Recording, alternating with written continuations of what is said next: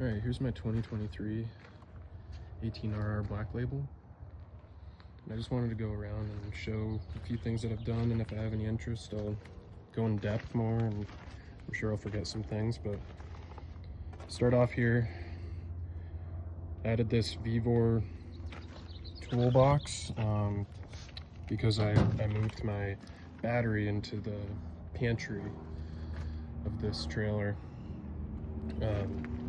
I added a diesel heater, so here's the fuel cell for that.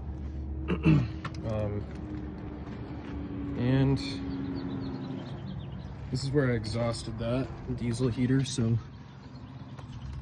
it just sits in the front storage, and I exhausted it out. I have a turret mount right here, and so the intake and the exhaust run right through the floor, so that works really nice.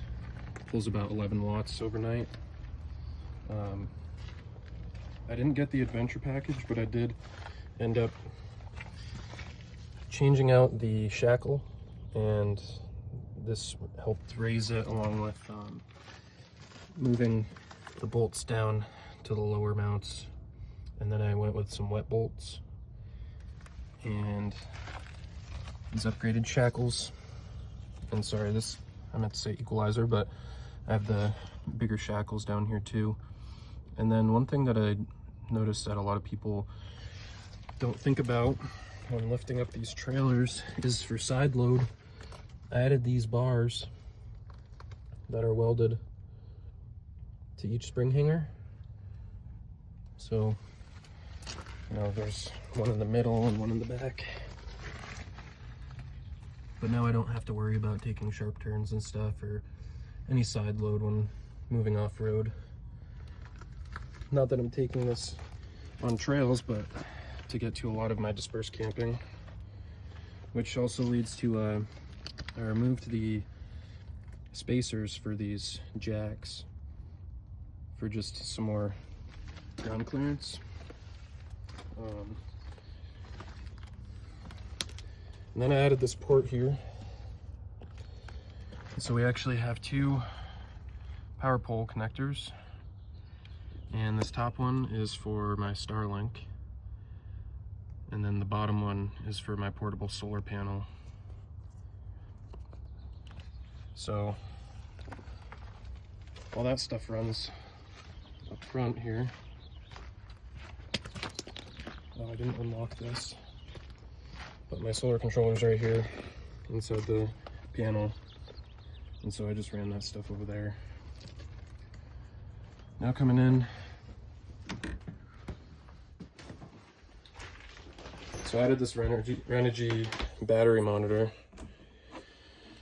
and that's real nice to have. It tells me everything that I need, how much I'm pulling in, how much I'm pulling out for power. This is my diesel heater monitor,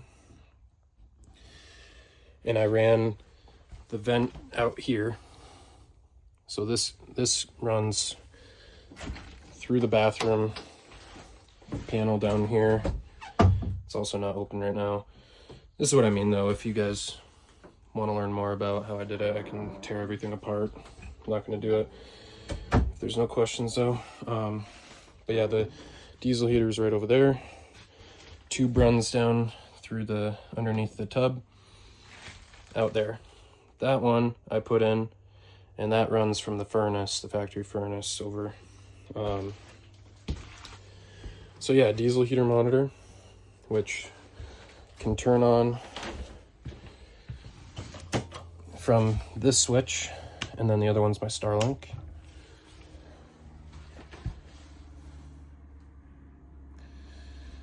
We have an inverter, a 2000 watt inverter, and I had put that on this transfer switch. So number one is shore power, and then number two is inverter. And all I do is I just flick the converter breaker off when I'm using the inverter, so I don't have a loop of current.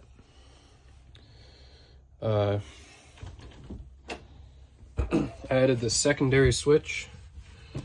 So initially there was just this one, and there's no way to actually just shut off the battery entirely. So like all your jacks and stuff would still work, your solar's still coming in.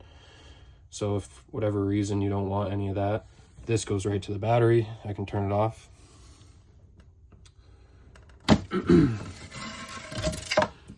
Here's the battery I added. I've read some good stuff on this Dumbfume 314 amp hour battery. I measured it compared to my 80 amp hour battery that came with the RV. This one's only 12 pounds heavier. It's got about 4 times the capacity, so I think that's great. Man, I rewired this entire thing, but you can't really see it behind this battery. But I had some breakers here, and then a fuse panel. And then back here, I don't know if we can actually see that, but sorry, not right now, but there's a couple bus bars back there and everything. And I just I threw these foam inserts here just to insulate the battery a little bit. It does have a BMS, but it is lithium, so you know, we got to watch the temperature out here.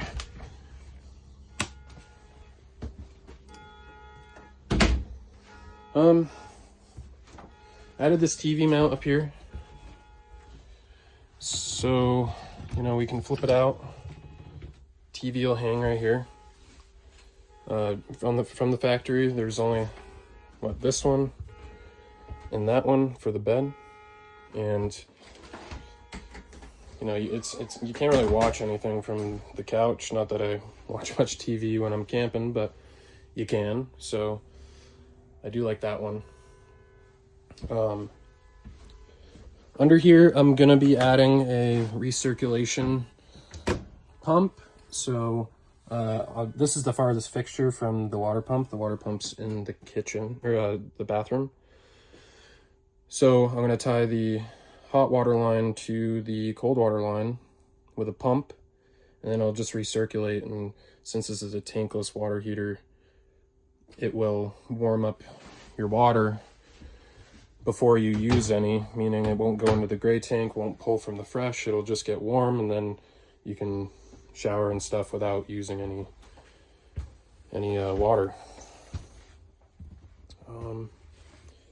Man, I've done so much, it's almost difficult to remember, but I did add these lights up here too. So I added this switch, and we got some over window lighting, which is nice because these overhead lights are very bright, so it's kind of nice to not have super bright lights. I got some under cabinet lighting. Those are good. And yeah, I'm thinking, you know, unless I go in depth with some other things, I think I just went over the majority of what I've done. Definitely forgetting some things, but I can definitely go over the stuff that I'm missing at one point or another. I did just change out the furnace control board with a Dinosaur Electronics control board, because in the middle of the night, my furnace would just stop working and couldn't figure out why. I replaced sail switch and everything, and I think it just came down to the board last time I used it, and it ended up being fine. So that's a nice upgrade. Highly recommend. But yeah, let me know if you have questions or want to see anything else in depth, and we can go over that. But that's kind of the big overview.